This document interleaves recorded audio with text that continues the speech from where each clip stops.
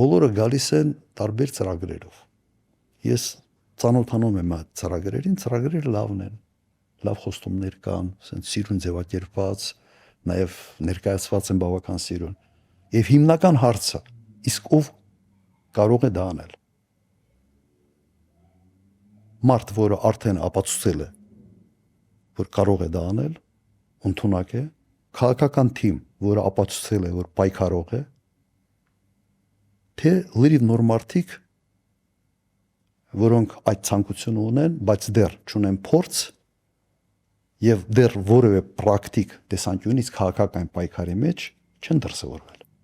Հիմա մենք պետք է